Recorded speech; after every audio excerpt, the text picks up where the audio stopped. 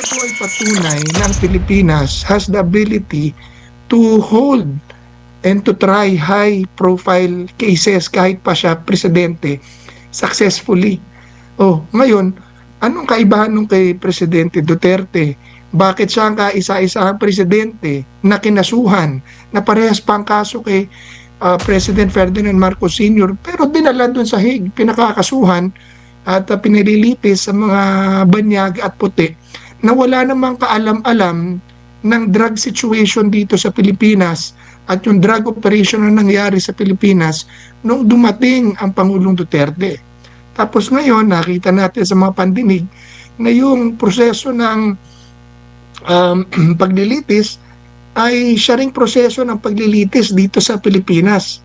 Subalit ang pagkakaiba, siya ay ngayon hinahatulan at humaharap sa mga banyaga na judge na wala namang kaalam-alam, wala namang ambag, wala namang experience at hindi naiintindihan ang sitwasyon dito sa Pilipinas. President Duterte na makita mo talaga na siya mismo ay leading by example. Yung simplicity niya, kung manawagan siya ng parang to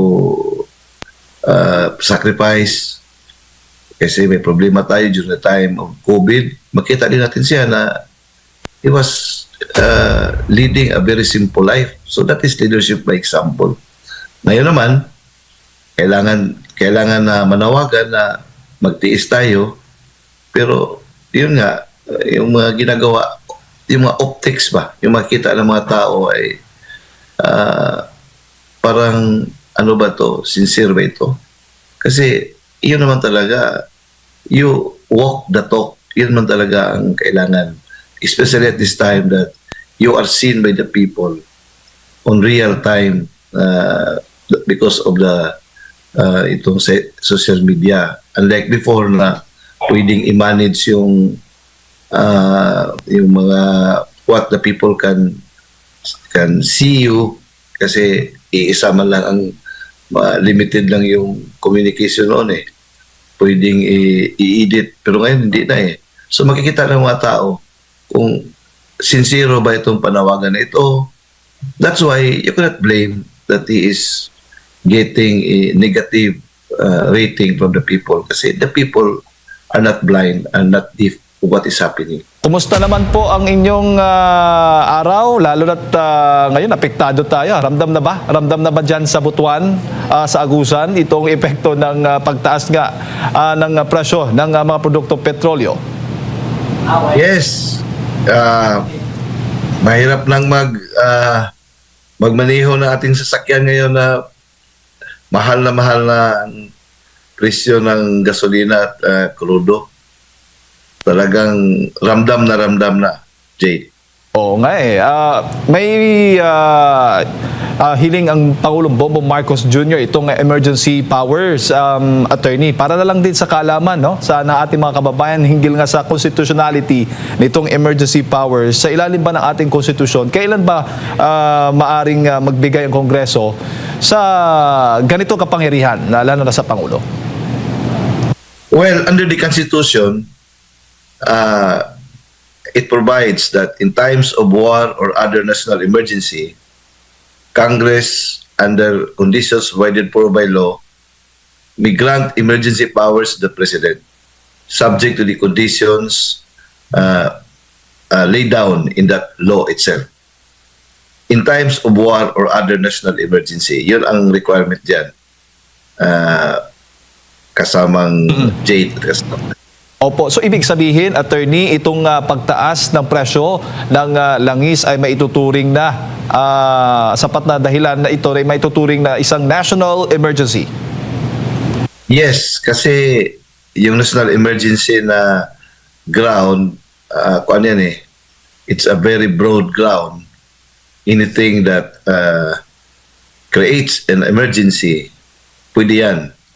The President may ask Congress to grant him power that would carry out a declared national policy. Opo. Pero personally po, para sa inyo, attorney, makatutulong ho ba ito para maibsan naman yung epekto ng pagtaas ng presyo ng langis sa ating bansa?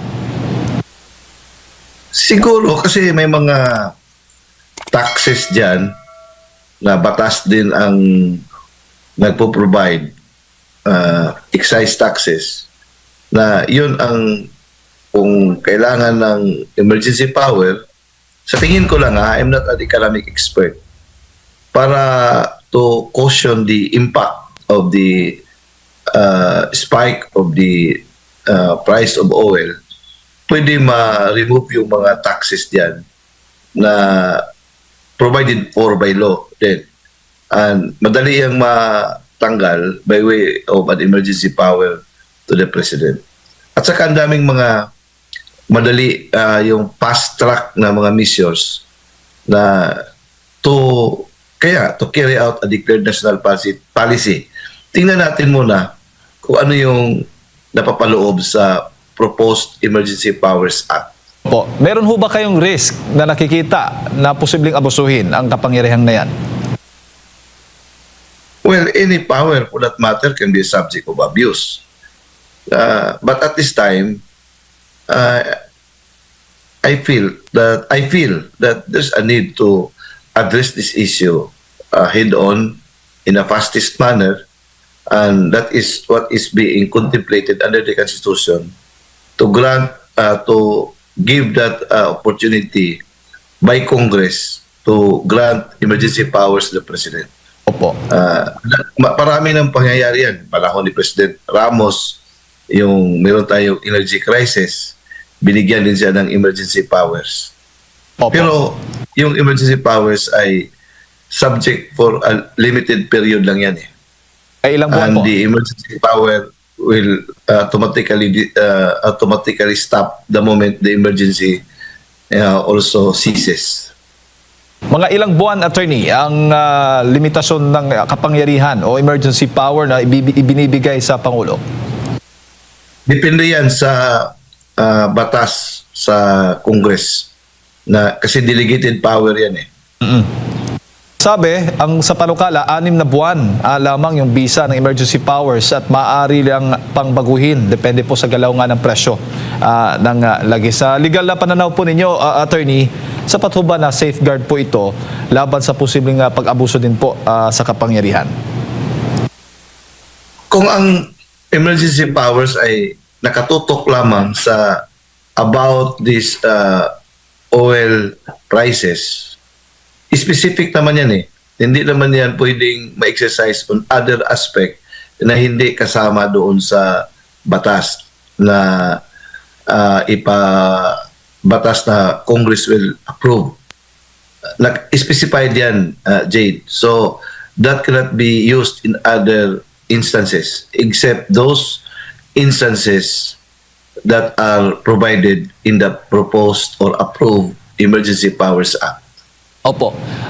May mga nagsasabi na posible o pwede o maaari naman pong baguhin, 'di ba, ng Kongreso itong ang panukalang excise tax, itong hindi panukala, excise tax law, sa halip na magbigay po ng emergency powers sa Pangulo, attorney. Alin ho ba ang mas naayon sa diwa ng separation of powers?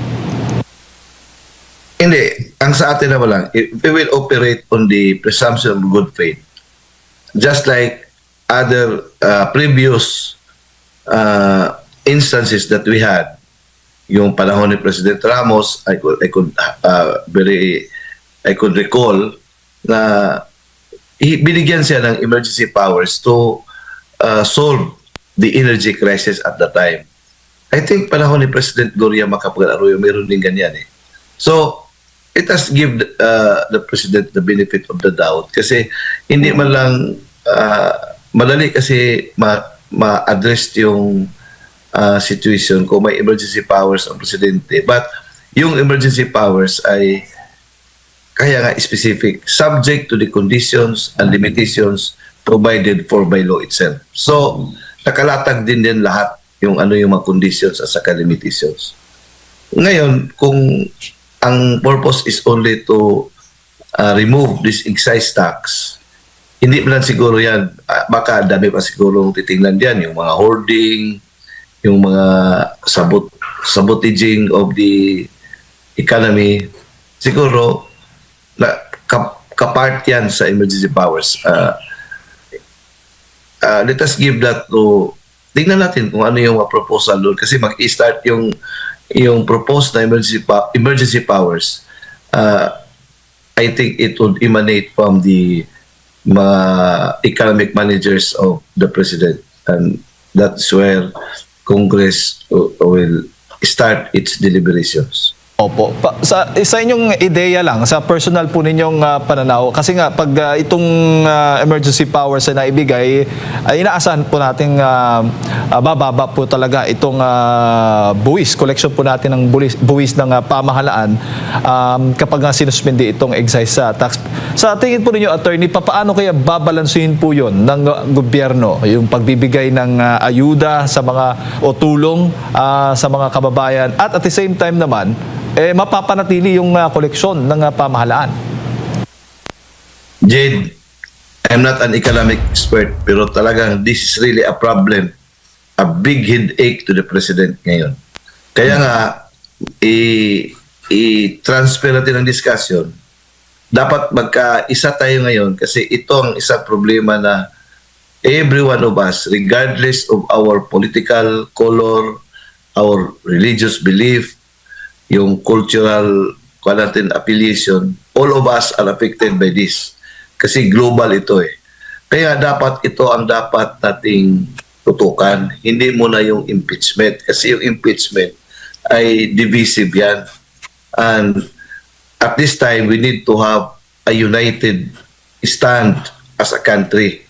So, ito ngayon ang dapat natin tutukan. Hindi yung impeachment. Dapat ma-prioritize ito. Ngayon, kung merong ganitong klase na emergency powers na ang kabilang bakod naman ay parang magdududa, we cannot prevent the other camp from parang suspecting of mga motives kasi meron namang ginagawa ang administration, very highly divisive move, which is impeachment. So, you cannot prevent, you cannot parang blame the other camp from parang casting doubt on the sincerity of these emergency powers. Kaya mayroon mas na ginagawa na iba din na parang divisive. Ang point ko dito, this is an instance where we as a country must be united kasi lahat tayo dito apektado. Kaya nga, this is the opportunity to set aside highly partisan and highly divisive political move, and that is the pending impeachment proceedings in the House of Representatives. Opo. Malinaw po yun, attorney, na sa halip na tutukan ng Kongreso ang iba pang mga dapat na mga batas na ipapasa, huwag mo nang ituloy itong impeachment proceedings. Pero attorney, ang tanong ko yung timing naman po ng pagbiyahe ng Pangulong Bongbong Marcos Jr. sa Amerika. Sa gitna nga po nitong krisis na kinakaharap natin ngayon, ano bang masasabi po ninyo? Well, malaking, I don't know what urgency is that compelled him to travel, despite the fact that our country is facing a very severe crisis brought about by the US-Israel-Iran war, na tayong lahat ay affected. Mayroon pa tayong problema about our OFW na ngayon ay stranded doon. Wala pa tayo malinaw na plano, unlike other countries that they are already sending their mga aeroplano to repatriate their citizens. Tayo, umpisa, sabi mahirap.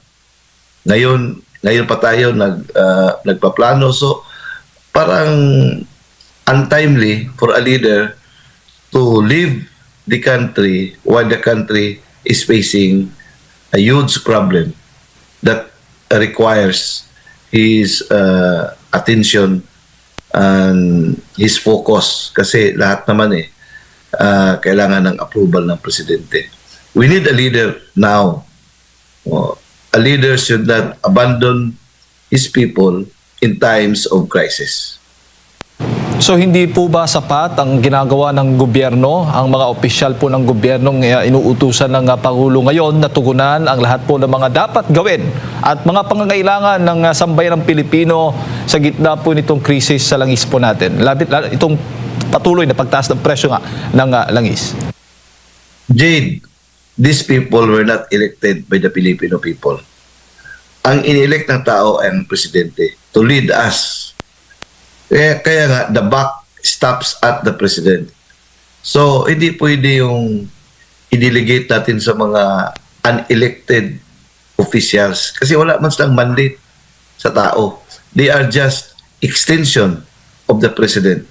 We did not elect Marcos so that we will be led by his subalterns or by his extension of his personality, mga officials niya. We elected him to lead us, especially at this time. What was his promise to us, di ba? Bagong Pilipinas, yung ibangon natin ang Pilipinas. So we need a strong leadership in order to achieve that kind of direction. Ngayon pa na nangailangan tayo ng leader like Moses, leader like King David, who stayed with their people to face the problem that their people faced at the time. So, yun naman ang basic na requirement ng leadership. Do not abandon your country, your people at times na your presence and your leadership are needed. So ngayon kailangan natin siya eh. So kung natin, if we balance, kung tingnan natin ano bang emergency, what urgency na kailangan siyang umalis, what solution, what problem that he is solving at the expense of leaving his people and his country at this time that his leadership is needed most. Yun ang titingnan natin. Dapat i-explain ng palasyo kung bakit ang presidente at this time is out of the country. Kung ang kaniyang purpose is only to deliver a speech in that assembly, hindi naman general assembly, parang committee lang yan sa United Nations, pwede naman sa mapadala doon ng mga delegate. In fact, yung mga pupunta dyan ay hindi mga heads of states, mga yung mga representatives. O bakit siya pa na ngayon ay kailangan natin siya to guide us. Parang driver, we need the driver that we elected to drive us. Hindi pwede yung yung parang pahinante lang. Opo, may mga ekonomista nagsasabi, attorney, na sa halip pong pumunta niyan ang Pangulo sa Amerika, dapat nagtipid na lang sana siya ng gasolina. Yung jet fuel na kinonsumo nga ng Pangulo papuntang New York, napakalaki. Sa gitna po ng kanyang mga panawagan o sa kabila nga po ng kanyang mga panawagan na bago ang pagbiyahe niya, na lahat ay magtipid dahil nga sa krisis na ito dulot ng Middle East. Yun nga, may pangapanawagan na magtipid, pero may nabalitaan tayo na mayroong huge at saka yung bungga na party doon sa Malacanang, yung Latina, yung Spanish, yung kanyang mga guest na siyempre lavish yung mga preparation. So parang incongruent doon sa kanyang panawagan. Unlike kay President Duterte na makita mo talaga na siya mismo ay leading by example. Yung simplicity niya, kung manawagan siya lang parang to sacrifice kasi may problema tayo during the time of COVID, makita din natin siya na he was leading a very simple life. So that is leadership by example. Ngayon naman, kailangan na manawagan na magtiis tayo, pero yun nga, yung mga ginagawa, yung mga optics ba, yung makita ng mga tao ay parang ano ba to, sincere ba ito? Kasi yun naman talaga, you walk the talk, yun naman talaga ang kailangan, especially at this time that you are seen by the people on real time because of the itong social media, unlike before na pwedeng i-manage yung mga what the people can see you kasi iisa man lang ang limited lang yung communication noon eh. Pwedeng i-edit pero ngayon hindi na eh. So makikita ng mga tao kung sincero ba itong panawagan na ito. That's why you cannot blame that he is getting a negative rating from the people kasi the people are not blind and not deaf to what is happening. Po, yung pagdalo po niya o pagpunta po niya dyan sa UN, isang women's conference nga po yung dinaluhan po niya, attorney, kung saan po siya nagdi-deliver po ng kanyang talumpati. May nakikita ho ba kayong women's advocacy para po sa mga kababaihan ang Pangulong Bongbong Marcos Jr. na napakahalaga? Kasi ngayon naman kasing buwan na ito ay ino-observe rin natin, no? Ginugunita o sineselebrate natin ang Women's Month. Yan po, attorney, ang madalas na naririnig natin sa mga komento ng ating mga kababayan. Kung pakinggan natin yung kanya mga sinasabi, talagang advocate siya for women's rights, protections, pero that would be debunked by what he is doing to the Vice President who is a woman. So, kung kaya nga hindi magmamatch yung sinasabi mo sa ginagawa mo sa sarili mong bansa. So, ano bang ginawa na sa Vice President who is just doing her job? Because of politics, sinisiraan, lahat na putik itinapon. So, and she is a woman.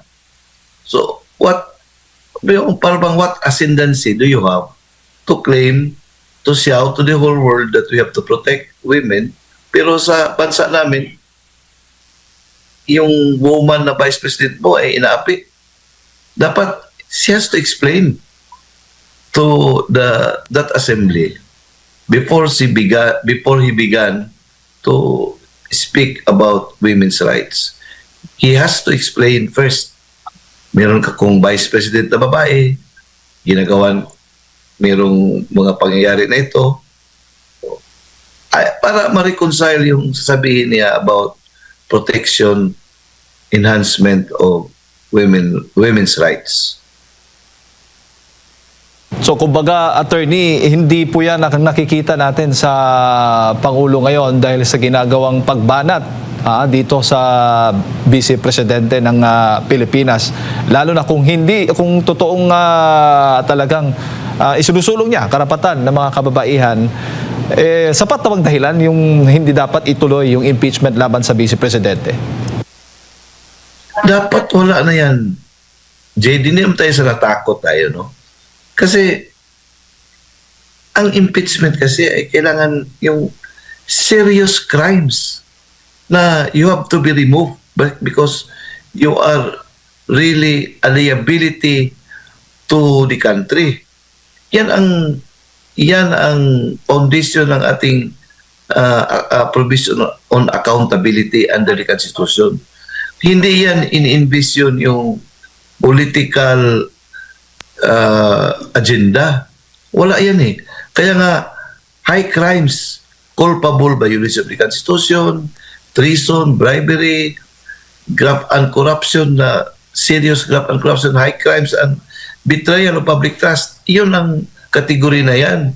So, under that extreme circumstance that this impeachment mechanism will be utilized, hindi yan ini-envision na gawing weapon to eliminate a political opponent.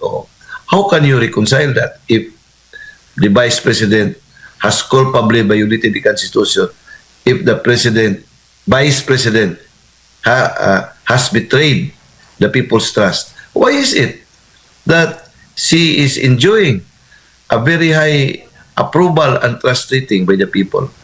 Now, so the people do not feel that they are betrayed of their trust reposed to the Vice President. So, talagang hindi siya talaga realistic. So, kitang-kita ng mga tao na ito ay talagang political machination to assassinate politically the Vice President para mawala siya sa presidential race. And that is not as I said, that is not the essence of democracy, that is not the essence of justice, that are the cornerstones of our Constitution. Opo. So, winipunize nila yung ating saligang batas regarding accountability. So, ngayon na, paano ito dapat tingnan nila pero hindi na sana nakikinig dyan eh. So, let us see how they will be judged by the people. If they are going to pursue it, then so be it. But I think the people are prepared for the backlash, and the people are prepared to give them the verdict and the judgment come 2028. Kaya nga ngayon, makikita natin, tingnan natin yung trust at approval rating ng mga tao sa presidente. Talagang mahina. Tingnan mo, ang daming issues. Corruption. Kaya nga, the people, para bang we are being killed twice. Ninakawan pa tayo. Yung mga ating mga OFW na stranded, sabihan pa na mahirap mag-rent ng mga commercial airlines para kukunin sila. Para bang bakit yan na kami pa ang nagbibigay ng sustansya ng ating economy by way of mga remittances? Why is it that we are being treated that way? Despite what we have heard, what we have witnessed, the massive corruption that are taking place in the country from the time that this administration has ruled the country, parang masakit. Kaya nga, meron kasabihan yan, Jade, na rubbing salt to the wound. Meron na tayong sugat, lagyan pa ng asin. Masyadong masakit yan. Opo. Attorney, itong sitwasyong nangyayari sa ngayon, no, itong krisis nga sa Middle East at itong taas presyo ng mga produktong petrolyo at ang magiging implikasyon po nito, magiging basihan ho ba ito, magiging dahilan para medyo mahihirapang i-push through ng Kongreso itong impeachment? Kasi makikita, paano nila titimbangin ito? Politika ba o itong talagang in need, itong emergency na crisis na meron po tayo ngayon? Iwan ko, Jade. I don't know our congressmen. I don't know. Meron pa ba silang pananaw about bigger things? Kung ang kanilang titingnan yung sarili lang nila, so they can just sweep it under the rug kahit na nakita nila na mayroon pang problema because of their insatiable needs, material, and yaman naman talaga nila. Karamihan sa kanila, hindi naman sila nangailangan pa ng pera ng taong bayan just to make them win. Winnable naman yan sila sa kanilang sariling madistrito. Pero kung yung insatiable, kailang walang katapusan na parang gutom palagi, they can easily be enticed by the incentives that are being dangled to them. And maybe they are callous already. They couldn't care less about what will the people look at them or perceive them, provided their pockets are full. That is their call. Pero at the end of the day, Jade, alam naman natin, man does not live by bread alone. So, I hope they will be enlightened. They are so rich na eh. Bakit pa ba nila ipusto yung impeachment despite na walang ebidensya, despite na mayroon pa tayong malaking problema na inaharap ang bansa, uunahin pa natin ito dahil may kumpas ng kanilang amo kasi hindi sila mabigyan ng kagustuhan nila. Ang yayaman naman nila, tingnan mo kanilang buhay ngayon. Sus, paano ba yan? Madadala ba yan nila sa kabilang buhay? Many of them are already parang facing the in-game of their mortality. A lot of them. Mga aging 70 plus to 80, wala na. You are already, yung in-game of mortality, nandiyan yan eh. Pero despite that, wala pa rin silang walang pahinga sa mga material na nagustuhan nila. I don't know how the senators will play out with this. Pero kung tingnan natin din yung mga greediness ng tao, tingnan mo nangyari kay Corona, Justice Corona. Kung paano nakuha yung boto. Lumabas yun, di ba? Yung galing sa Disbursement Acceleration Program. Binigyan sila ng mga budget.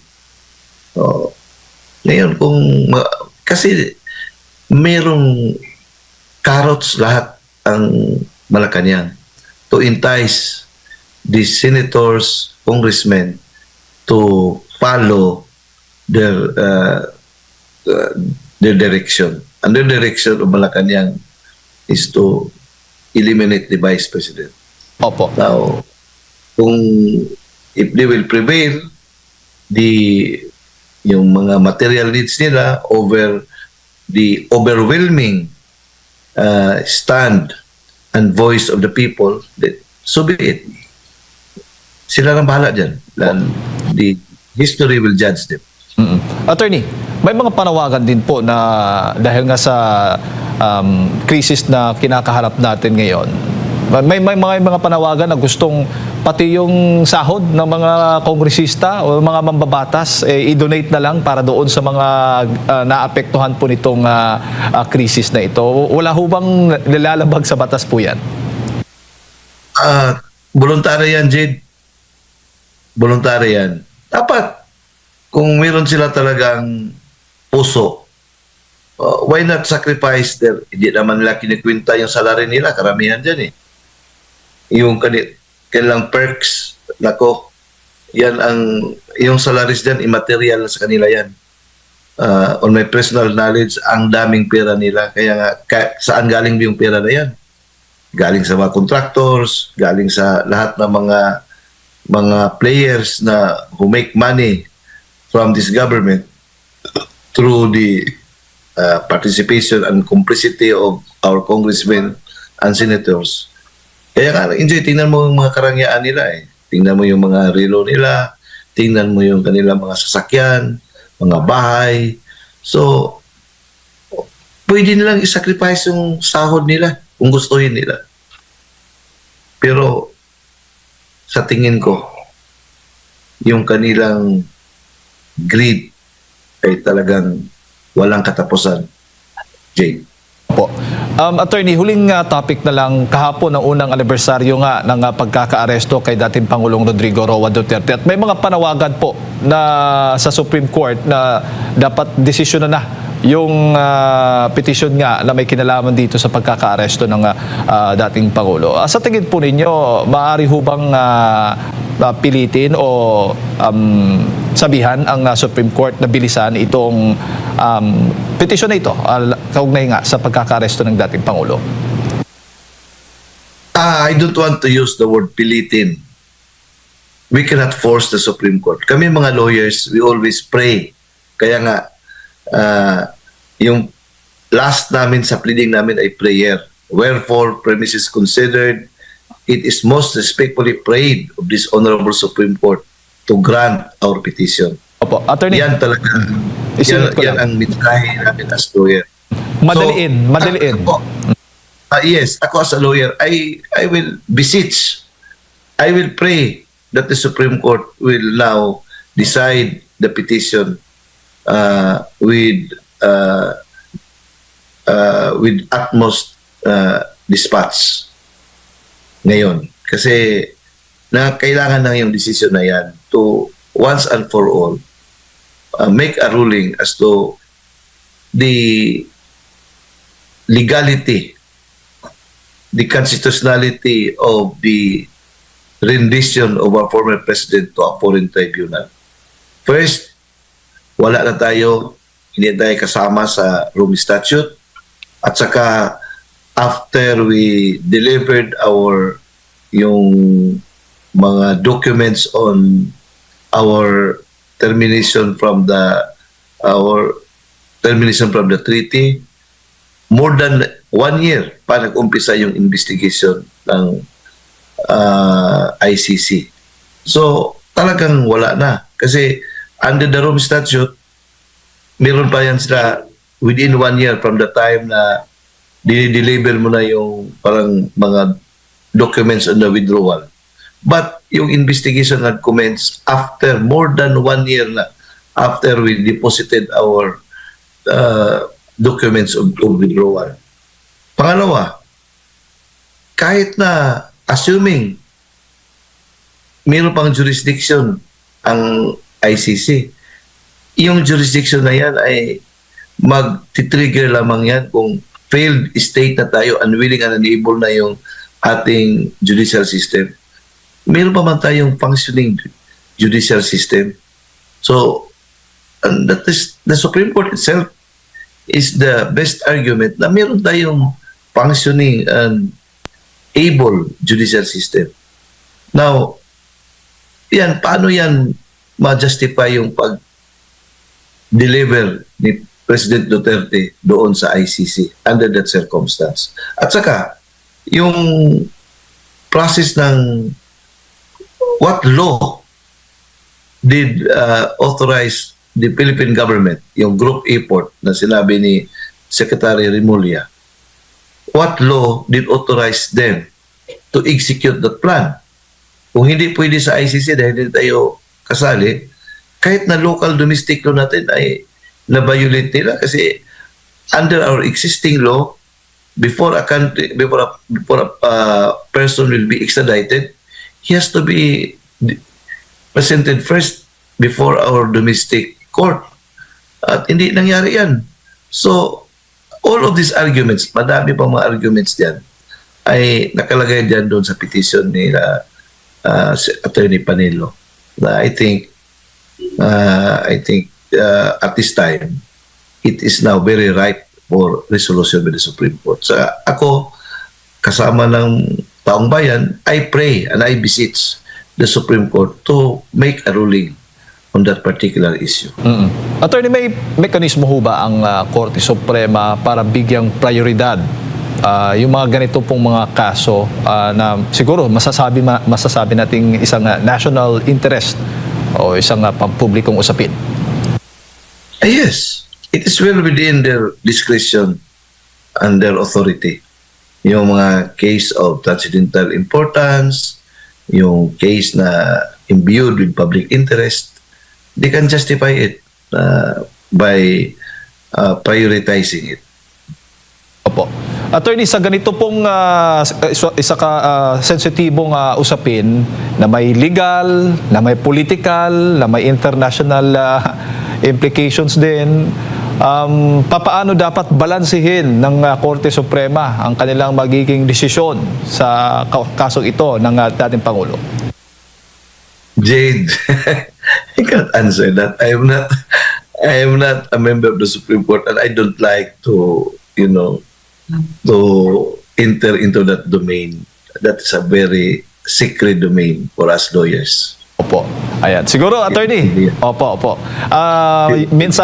mensahe mo na lang para po sa mga kababayan natin. Alam natin kahapon daming mga grupo pong nagpahayag ng kanilang pagsuporta. Merong may mga pirma-pirma pa nga para ipahayag ang kanilang mga suporta nga dapat pauwi na. Itong si dating Pangulong Rodrigo Roa Duterte at sila ay pumunta doon mismo sa Supreme Court. Ito'y para at least madaliin nga yung termino na gagamitin natin, madaliin yung magiging desisyon nila dito nga sa kaso ni FPRD. Ano po ba ang inyong mensahe para po sa kanila? Saludo ako sa kanila, Jade. If only I'll be in Manila, I would be one of them. I salute them. I have my respect to them na talagang through their courage, through their bravery, yung mga determination nila, at least buhay pang demokrasya natin. Kasi yung demokrasya natin ay nasa ating mga kamayan. We have to be assertive with our rights. Opo. And I commend what they did. Kaya nga, saludar ako sa kanila. Payo niyo na rin, attorney, siguro sa mga kababayan natin na tayong lahat nasa krisis ngayon ng langis.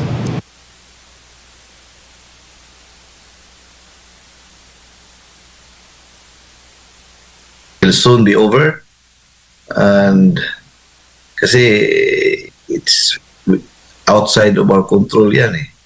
Ang mahirap dyan, Jade, kung mag-spill over yan, nako, all of us. Kaya nga itong mga congressmen natin ngayon, itong mga mayayaman na who enjoyed the people's money, it's about time to think about this.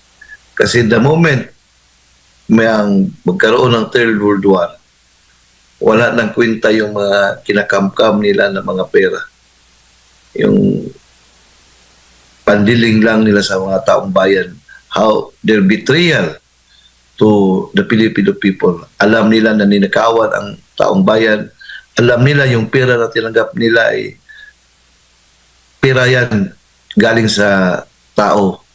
Pera yan ng taong bayan. Pero and yet they enjoyed it. Pero ngayon na the country, the world is at the brink of a Third World War na baka magugunaw na tayo because of the nuclear effects, yung nuclear impact. Wala mang nobody is safe of this nuclear yung kanyang lethality. So it's about time that they will assess their consciences. Sana they will be like Dimas at the last moment of his life. Sabi niya, Lord, please bring me to paradise. Magbago ba ang ibig kong sabihin? Sana they will be like Paul of Tarsus on the road to Damascus, that they will be enlightened by a blinding light to see that it's about time to stop this greediness. Stop this kasi kaya nga, man does not live by bread alone. Wala pera, walang kwenta ito. Ngayon lang, paano mo yung pera mo? Ngayon, nag-start na, you cannot travel, mahirapan na mag-travel dahil mayroon ng mga danger about yung mga missiles ngayon. Kahit hindi natin alam kung saan tatama yan. Ang isang problema diyan, ang Pilipinas ay a potential target to a preparatory attack dahil meron tayong mga EDCA sites dito. 17 EDCA sites na kahit na hindi tayo kasali sa gera, pero talagang titirahin yan kung if the enemy of the one who installed these EDCA sites is threatened na baka gagamitin ito against sa kanila, so unahin nila just like what Iran is doing to the Gulf states, Bahrain, Qatar, ano pa yan, yung mga United Arab Emirates, Dubai, Saudi Arabia. Hindi naman niya kalaban yan. But because of the US bases there, tingnan mo ano nangyari sa kanila. Tinira sila. So ang Dubai talagang it used to be a very parang center of economic activity. Ngayon parang problema sila ngayon. Dami yung mga airlines na very busy yan. Ngayon stranded because of this. Parang unintended consequences eh.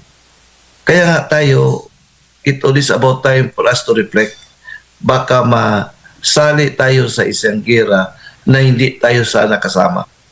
Unintended consequences. Ito yung dapat pag-isipan natin. So, yun lang. Thank you, Let sir. us pray na matapos na ito kasi kayo din, tayo lahat, apektado tayo. Mayaman o mahirap. Mga witnesses na nakuha niya ay puro pala spoon-fed ni Senator Trillanes na isang kalaban sa politika ng mga Duterte. So, that proves that politically tainted yung pagkakaso kay President Duterte. At saka binaboy talaga, sorry for the word, ang sistema, ang batas, ang hudikatura, ang justice system dito sa Pilipinas ng pagkakadampot, illegal na pagkakadampot at pagpapakulong kay Pangulong Duterte.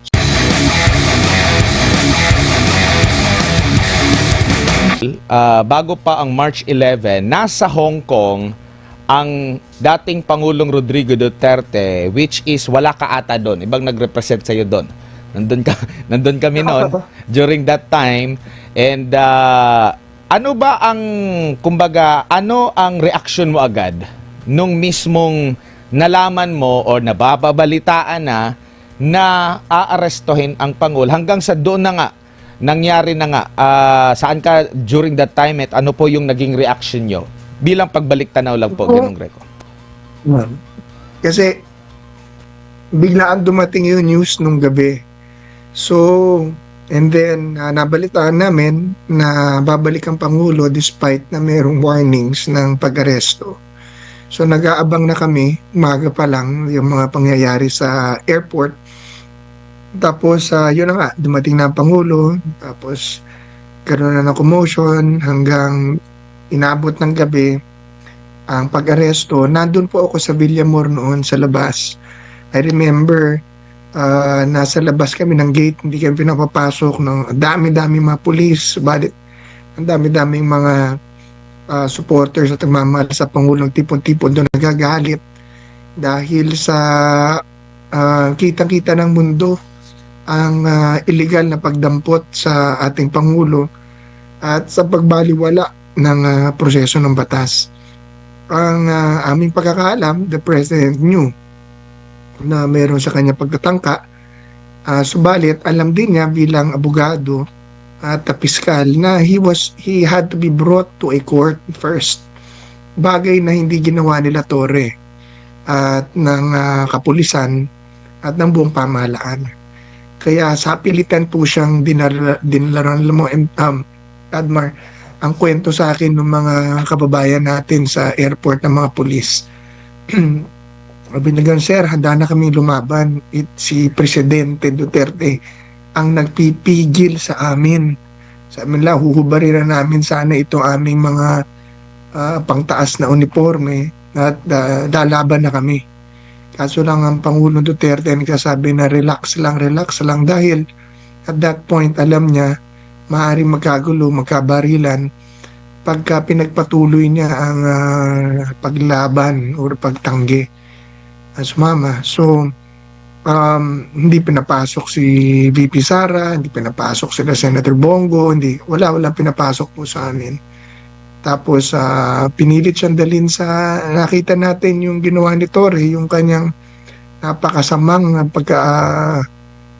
paraan, napakayabang na paraan, napakarahas na paraan na pagmamaltrato sa Pangulo. Nakita yun sa mga videos na sa pilitan niyang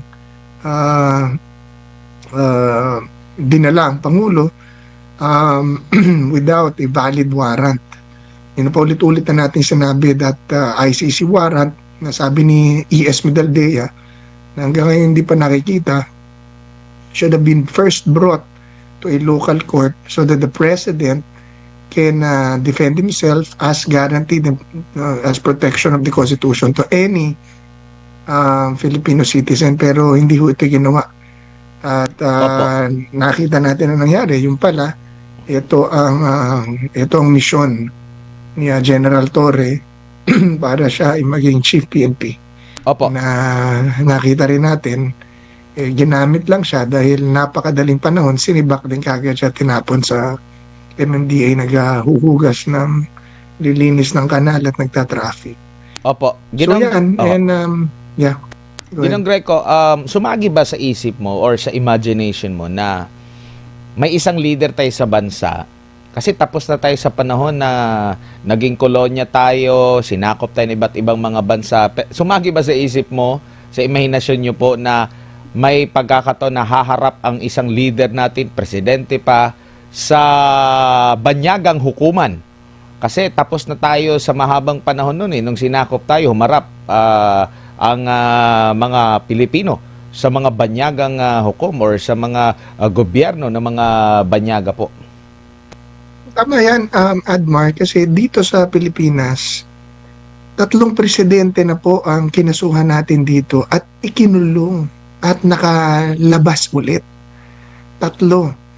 Una, si President Ferdinand Marcos Sr. Si President Ferdinand Marcos Sr. at saka si President Duterte, parehong EJK ang kaso niyan.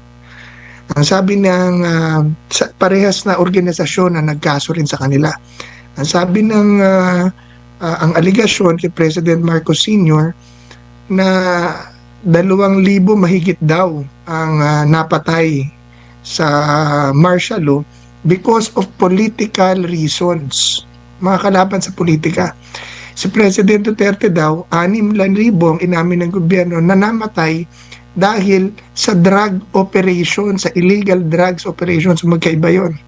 Si President Marcos daw, meron 35,000 na buhay na mga nakasurvive na tinorture at 70,000 daw ang ikinulong na lahat ang dahilan ay politika, mga political dissenters ang kalaban ni President Marcos.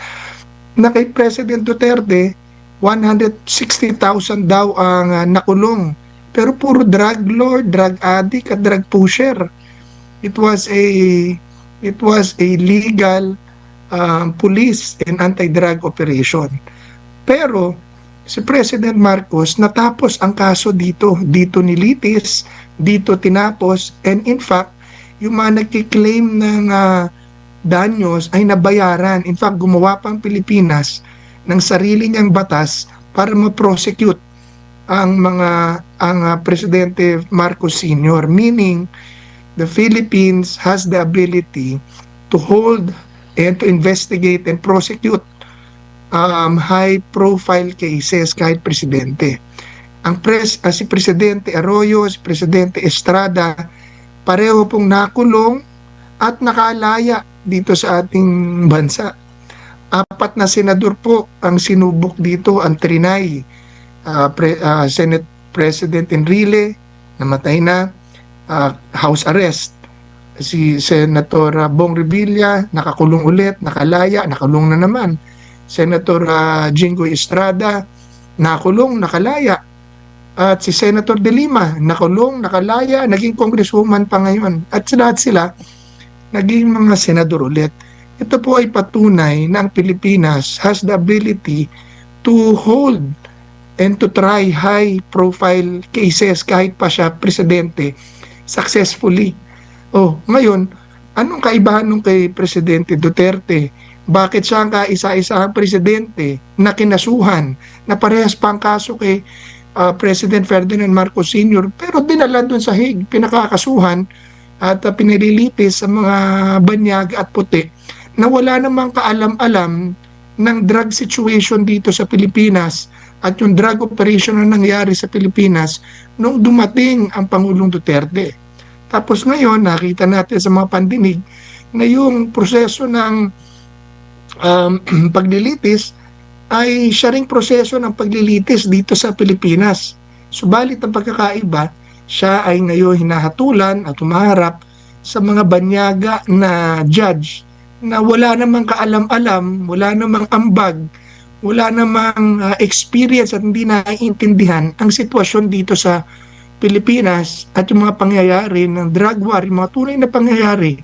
Dahil di umano, ang mga witnesses na nakuha niya ay puro pala spoon-fed ni Senator Trillanes na isang kalaban sa politika ng mga Duterte. So, that proves that politically tainted yung pagkakaso kay President Duterte. At saka binaboy talaga, sorry for the word, ang sistema, ang batas, ang hudikatura, ang justice system dito sa Pilipinas ng pagkakadampot, illegal na pagkakadampot at pagpapakulong kay Pangulong Duterte. So ngayon, nakita natin na spoon-fed pala yung mga witnesses. Ginamitan pa ng corruption money. Di umano, may 100 million pesos pang inabot kay Senator Trillanes para ipanggastos doon sa operation ng ICC dito. So, paano yun? Paano sasagutin sa ICC yun? Hindi naman nila alam. Yun, dahil local issue yun.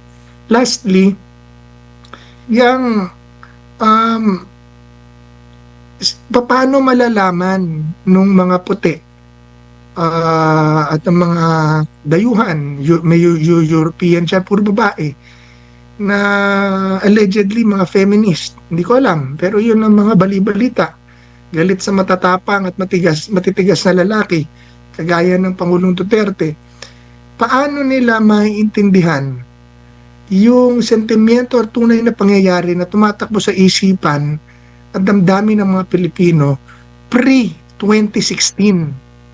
Alam ba nila na nung bago dumating ang Pangulong Duterte, ayon sa datos ng PDEA at Dangerous Drugs Board mismo, 92% ng barangay sa Metro Manila drug affected. 100% of all heinous crimes committed are drug related. Alam ba nila na araw-araw napapanood natin sa TV, sa mga news, ang karumaldumal na krimen na ginagawa ng mga taong involved sa droga, nire-rape ang lola, pinapatay ang pamilya, sinusunog ang bahay, karumal-dumal na krimen na tayong mga Pilipino takot na maglakad-lakad sa kalsada ng gabi, lalo na kung may mga babae, dahil merong drug addict doon sa kanto na hawak ng mga pulis. Alam din po ba nila ang report na ang sindikato ng droga dito bago dumating ang Pangulong Duterte, pasok na ang mga politiko, ang mga pulis, ang mga judges, narcopolitics na, hindi mahuli na yung mga kapitan. Tanungin po ng ating mga kabayan, ng mga kapitan nila, nagrereklamo dahil yung mga hinuhuli nilang pusher at user nauna pa umuwi ng barangay kaysa sa kanila pagkatapos silang hulihin, samantalang ang hirap-hirap manghuli. Hindi ko naiintindihan ng mga hukom yun. Isang bagay, hukom dun sa ICC, isang bagay na naiintindihan ng bawat isang Pilipino dito sa Pilipinas dahil nangyari sa atin. Opo, at hindi porket hindi masusunod o nasusunod yung kanilang gusto o gusto ng mga nangaakusa ay hindi na umiiral ang justice system. Kasi parang ganun yung nakikita nila na pag hindi pabor sa kanila, pangit o hindi gumagalaw o hindi gumagana ang justice system. No, hindi ho totoo yun. Talaga may mananalo at may matatalo sa korte. Depende sa ebidensya.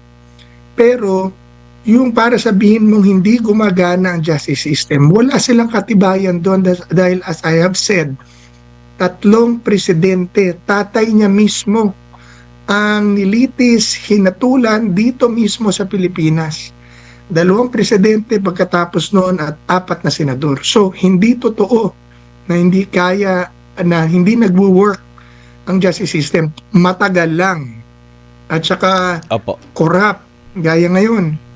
Diba yung Ang laki-laki ng issue sa flood control, sa corruption, na nawawalang pera.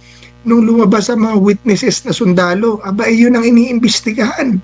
Imbis na imbestigahan yung mga sinabi nila, ang iniimbestigahan yung mga nag-witness. Yun ang tinatakot, yun ang iniipit. Yun problema dito sa Pilipinas.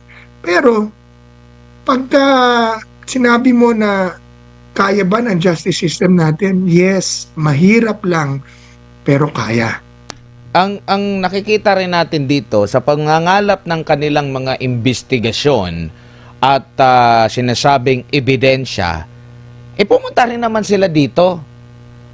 Hindi pa malinaw kasi tinatanggi ng gobyerno na nakipag-ugnayan pero nabuko na nakipag-usap, pero kung susumahin mo, pumunta pa rin sila dito. So anong kaibahan kung sasampan siya ng kaso rito, ang kapangyarihan ng gobyerno na ginamit nila, na nakita natin nung ginamit nila doon sa paghatid mismo ng dating Pangulo sa ICC, kung yun ang gagamitin nila para makapangalap ng ebidensya, nakikita nilang may ebidensya, hindi po ba mas kapani-paniwala? Tama po yan. Kaya hindi tayo makaasa ng hustisya doon dahil hindi natin maasahan na magiging buo ang kwento doon. Kahit ang husay-husay ng pagkakadepensa ni Attorney Kaufman at pagkakapresenta doon sa presentation of charges. Ang aking tanong doon, naiintindihan ba ng mga puti ito? Kasi alam mo, iba ang kultura at pag-iisip ng Pilipino kumpara sa mga Westerners. Sila po doon, black-black, white-white. Sa Pilipino, hindi po ganun. Meron tayong hiya. Kahit mali, pero hindi natin sabing mali dahil yung yes natin minsan no. Yung no natin minsan yes. Dahil nahihiya tayo mangbastos.